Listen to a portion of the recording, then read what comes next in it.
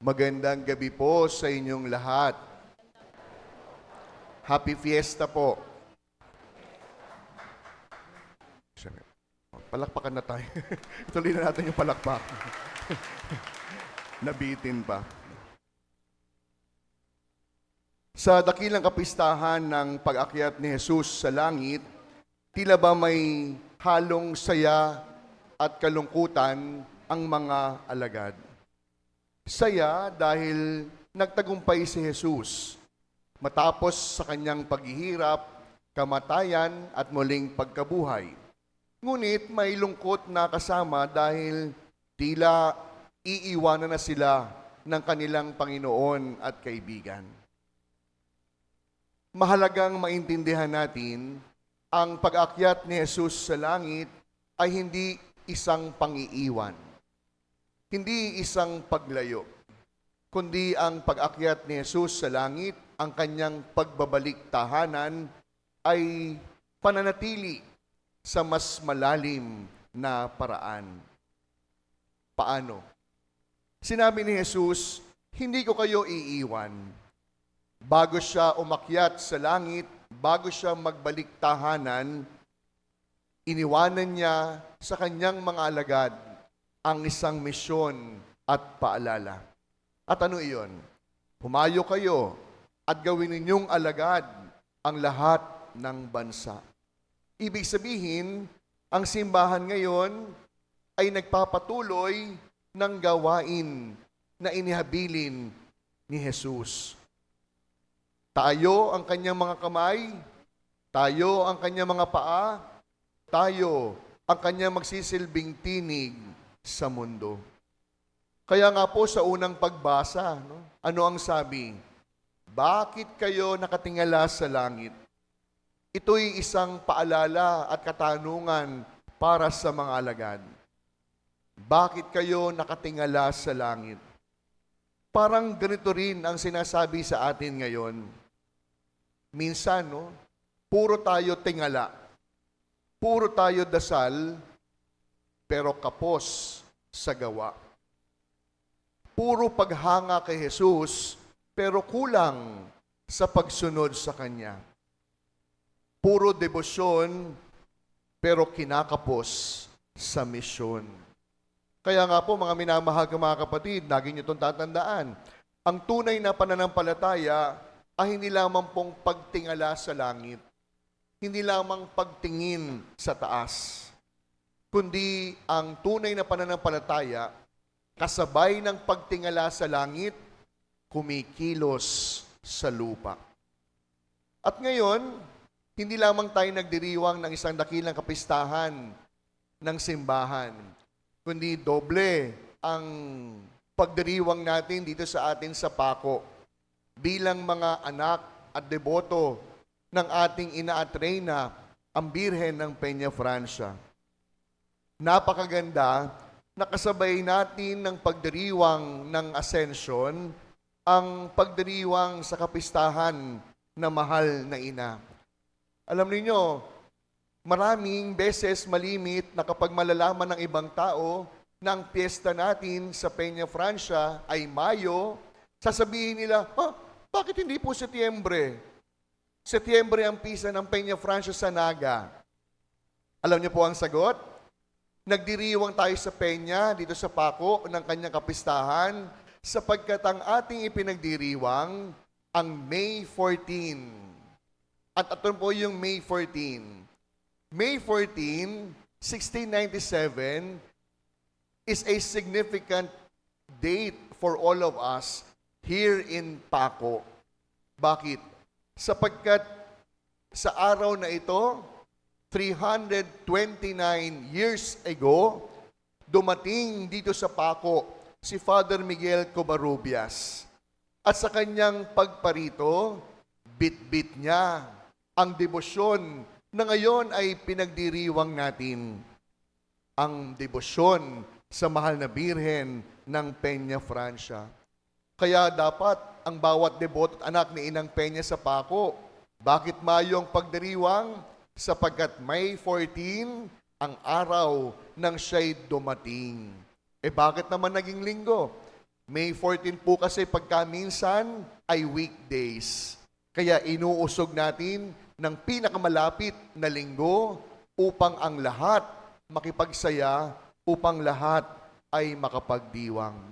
Kaya ngayon, ano ang tanong natin? Anong kinalaman ng Ascension sa pagdiriwang natin sa pako ng kapistahan ng ating inang Peña Francia? Simple lamang.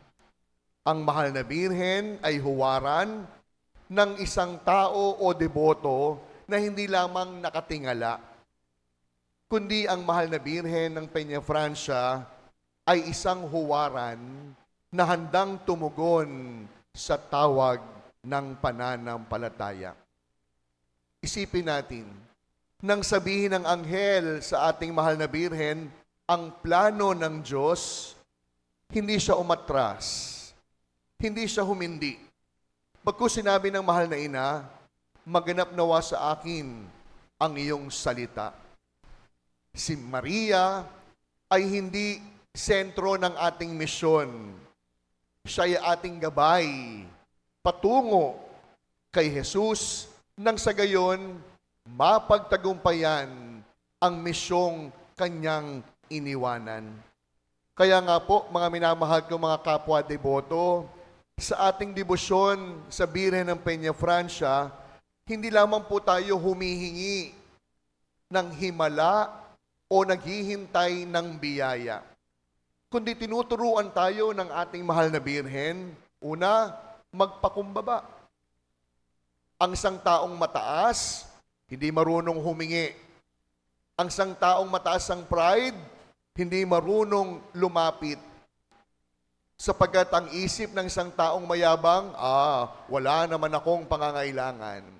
Pero pansinin ninyo, ang Birhen ng Peña Francia dito sa atin sa Paco, ina ng mga dukha. Kapag sinabing dukha, ito hindi lamang kapuspalad.